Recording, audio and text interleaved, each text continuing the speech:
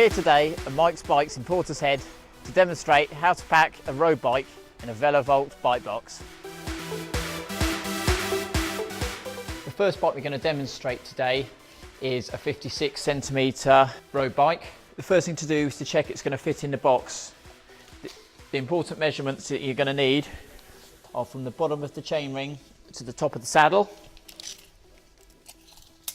If you measure this, it needs to be under 90 centimetres, and there's 90 centimetres there, so that's going to fit in comfortably. The length of the bike needs to be under 118 centimetres. So we measure that like that, and we're at about 108, so there should be plenty of room for that to fit in. Main rule is to make sure that we do as much as we can with the tyres on and the wheels on, which will prevent any damage to the bike. The pedals always undo the opposite way that the wheels turn.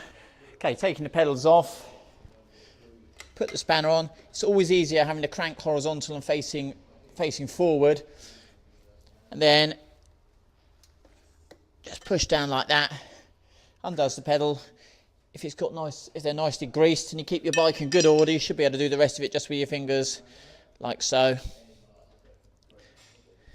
And as I said, it always undoes the opposite way that the wheels are turning, or the wheels turn when you ride. It is very important to keep the pedals nice and greased, because they do see all the elements and get covered in all the muck off the road, and then can be a real pain to get off once they seize on. So again, crank facing forward, and you shouldn't need, especially with a big lever like this, you shouldn't need a huge amount of pressure. And again, nicely greased, undo it with your fingers like so. The tools you're going to need for that will be a 15mm pedal spanner. Some pedals don't use a 15mm, they'll have a hole on the inside of the axle, which is either going to be a 6mm Allen key or an 8mm Allen key, which will fit in like so. The next job is to take off the handlebars. Before you start taking the handlebars off the bike, it's very important to tape the bars and make a note of the position that the handlebars are in, so that when you get to the other end, you can get the setup exactly the same as it is currently. This bike here has got some calibration lines, as you can see in the centre of the stem, which helps you get the position right. If you haven't got that on your bike, one thing you can do is get some electrical tape. All we need to do is put a small piece of this tape along the top of the bars like that,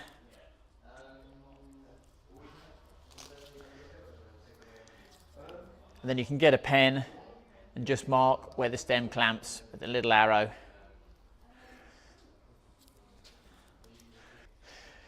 There's two ways of doing this. You can either take the plate off the front, or you can undo it at the stem. I find it's better to take the plate off the front like this.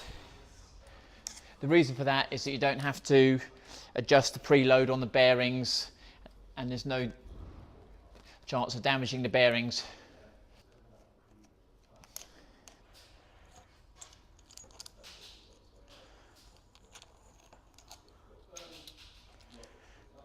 Tape isn't going to move. So you're not taking any of the cables apart or anything like that. All your gears and brakes should work exactly as they were before. And then it's a good idea to put the cap of the stem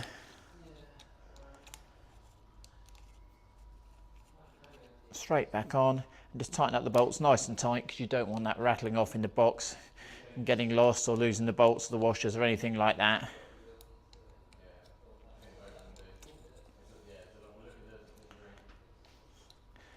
And now you're ready to take the wheels off. When it's safe to drop out, you need to usually undo that just a couple of turns.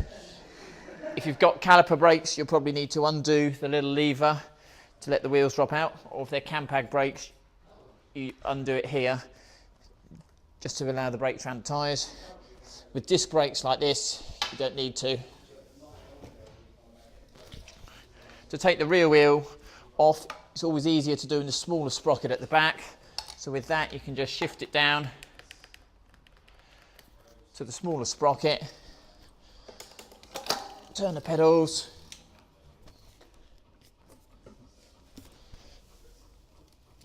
And again, that should just drop out super easy. Again, release the brake if you need to.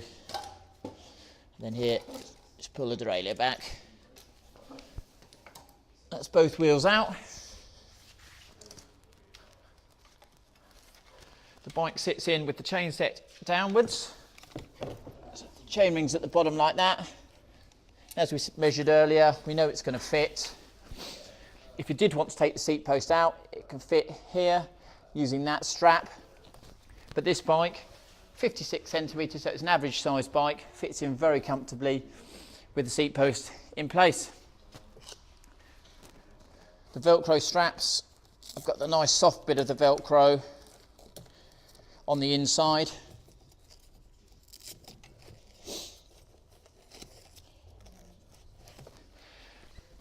It's always nice to strap the pedals somewhere where they won't be able to touch the bike itself. So if I come around here, this strap here keeps them nicely away from the frame and just prevents any damage.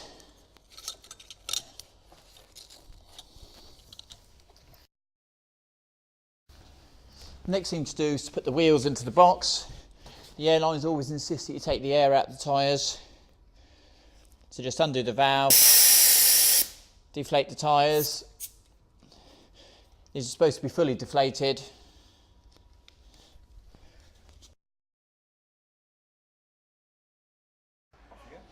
So if you take the skewer out the wheel like so,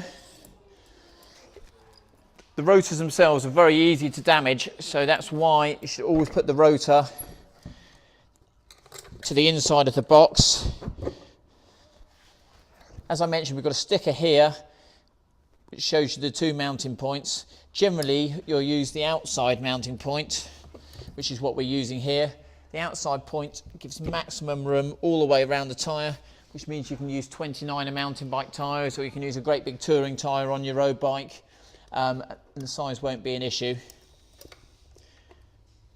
And then you tighten up the wheel into the recess using the nut on the other side. Just get that finger tight like so. The only time when you'd use the other hole is if you're using a deep section wheel. The advantage of that is it's going to move the two wheels closer to each other, and when you've got a big deep section aero rim here, it's not going to hit the pole in the middle, because obviously the wheel's going to be this way a little bit. Then you can actually use your full 100mm aero wheels. You have got additional straps here if you want to use them for extra security, which can go around the tyre. But really, if you've got the skewer nice and tight, you shouldn't need these extra straps. They are very useful though for some mountain bikes which have got bolt-through axles, or for bikes, any bike basically that doesn't have a quick release skewer. I'll just demonstrate with one strap. So, and if you feel like it, you can put them around for extra security. Front wheel goes in exactly as before. You'll need to swap the quick release round. Again, always protect the disc rotors. They're very easy to bend. And I'm going to use that hole there because there's no deep section wheel. There still is a gap between the tyre and the disc rotor. They're not going to touch. Everything's nicely protected. And again, tighten the nuts up at the back. The reason we put the front wheel on this side of the box, unlike other brands, is because the front wheel is a lot narrower than the rear wheel, and this side here is the side that's going to come down and potentially crush where the handlebars are, and you need as much space there as possible. So if you've got a big rear wheel, it can actually damage the handlebars. Again, make sure you've taken the air out. So we just take it out, keep the airlines happy.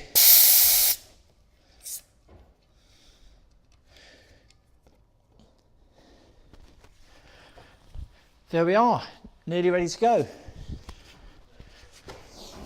This pad here just separates the frame from the wheels. Then you've got two poles here which interlock in the middle.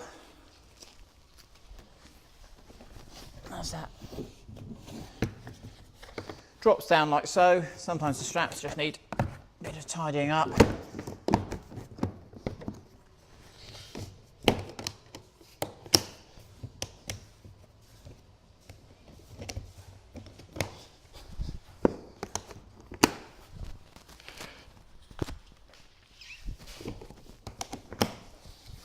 The catches we use, really good quality catches. They're actually tested to 400 kilos.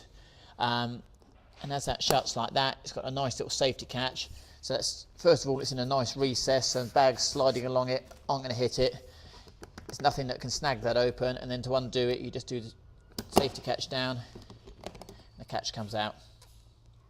Pop it up again.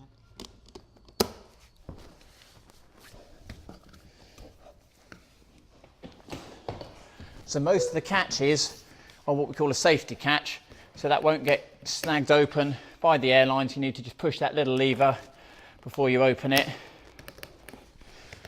The one catch which isn't the safety catch here is specially designed. We've done this on purpose so that you can either put a padlock through, or if you haven't got a padlock, if you do use a padlock, make sure you use a TSA approved padlock, because then the security and customs can open it with like a skeleton key. If you haven't got one of those, the best thing to do is to put a simple zip tie through, then put it back on itself. And then not only does that stop that snagging open in flight, it also supplies you with a bit of security that no one can get into your bike.